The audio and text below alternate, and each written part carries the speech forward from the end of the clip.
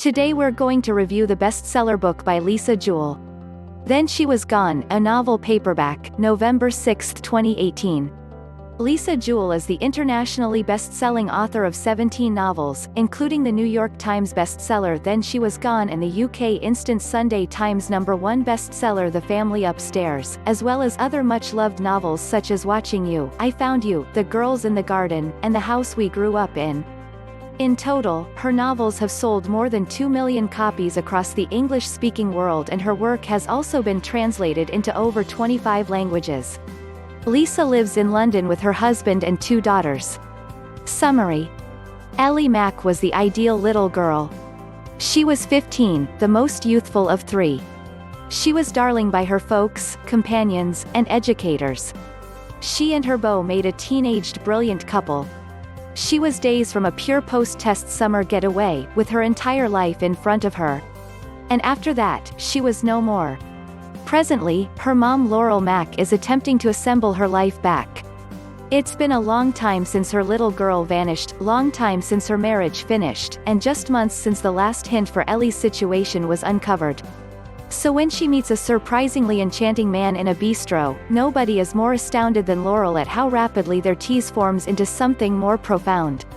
Before she knows it, she's gathering Floyd's little girls, and his most youthful, Poppy, blows Laurel's mind. Since seeing Poppy resembles taking a gander at Ellie. What's more, presently, the unanswered inquiries she's made a decent attempt to put to rest start to frequent Laurel once again. Where did Ellie go?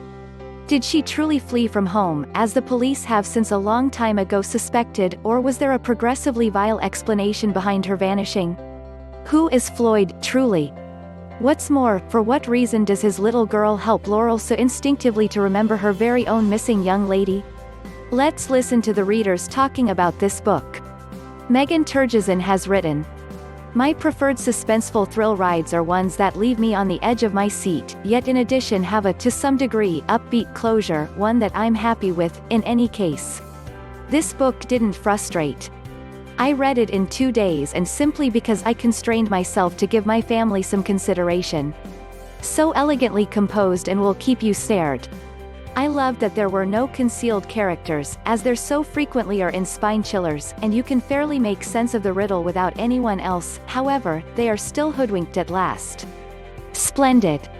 Barbara Black. This book was fantastically thrilling and elegantly composed. In that regard, I would have evaluated it higher. The topic, however, was so troubling to me by that I can't suggest understanding it.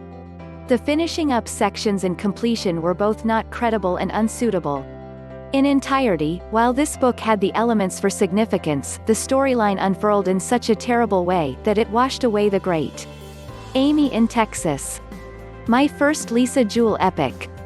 I read audits about everyone making sense of it, however, the pieces are given to the peruser deliberately, doling out bits to keep the story streaming.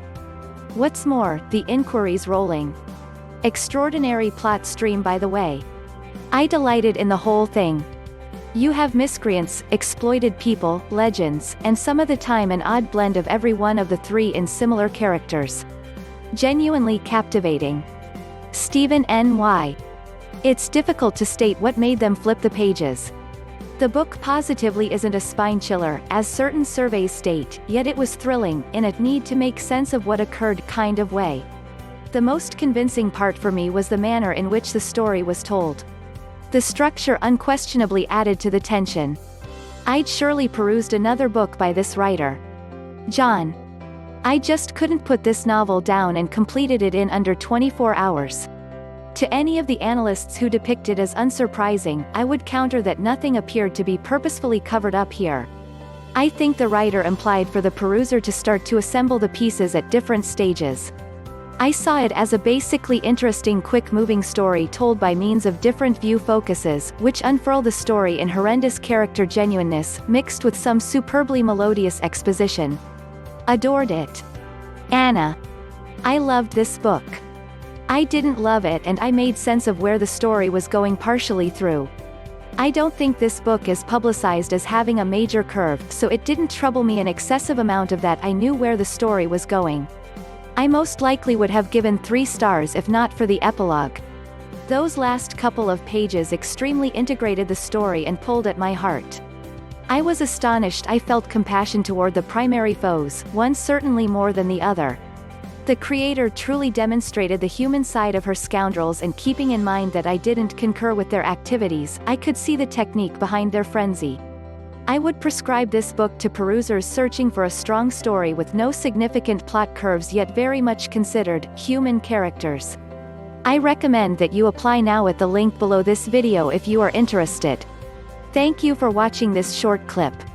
If you like, give me a thumbs up and subscribe to the channel. Don't forget to hit the bell. Bye for now and wishing you have a great day. See you again soon.